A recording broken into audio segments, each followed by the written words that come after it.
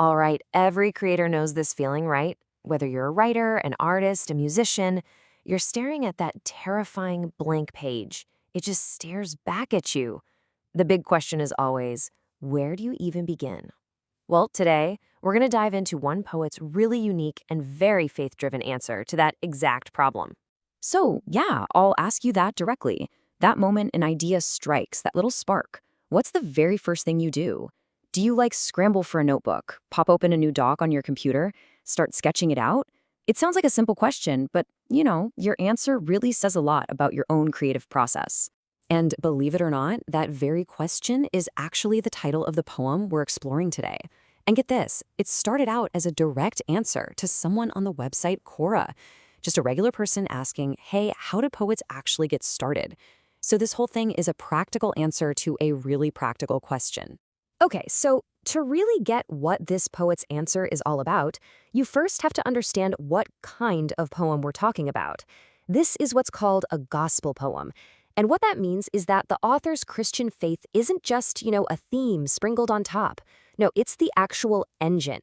It's what drives the whole creative process from start to finish. So for this poet, Denis Martindale, writing isn't some lonely act of a tortured genius or anything like that. Not at all. He sees it as a partnership. It's a collaboration, a relationship with the Father, the Son, and the Holy Spirit.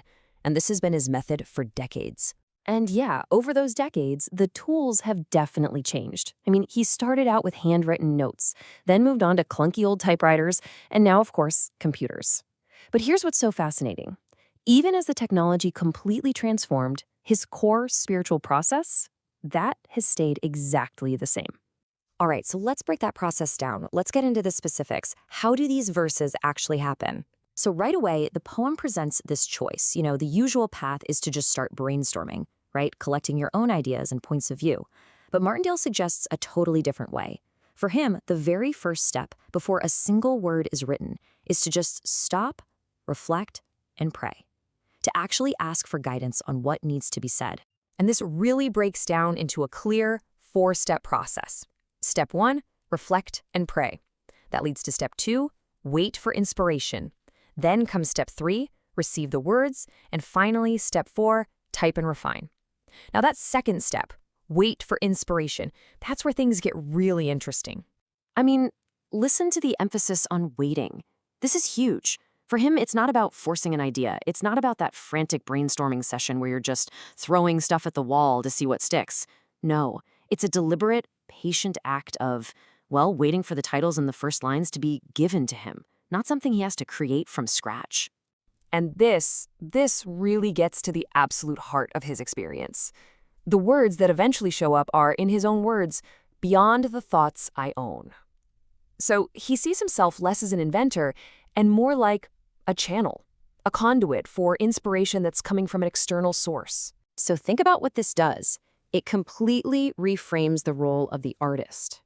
Normally we think of a poet as the creator, the one making things up. But in this view, the role shifts to something more like a faithful transcriber, someone whose main job is to carefully write down the message that they're receiving.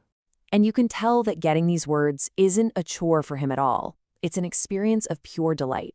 He says the blessings flow like tasty treats, like morsels heaven sent.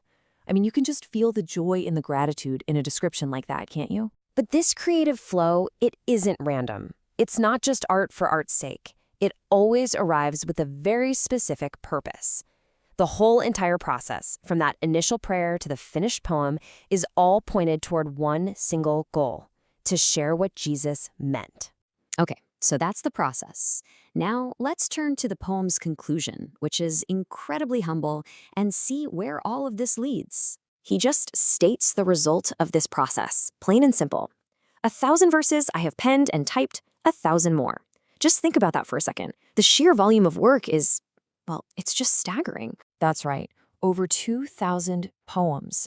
I mean, that is just a mind-boggling amount of work, all created through this one consistent, faith-driven method. The output is just immense. So what's the motivation behind it all? Well, the answer is so surprisingly simple, and it's also deeply personal. It's not about chasing fame. It's not about literary ambition. The reason for all this work, it's all because he is my friend and worthy to adore.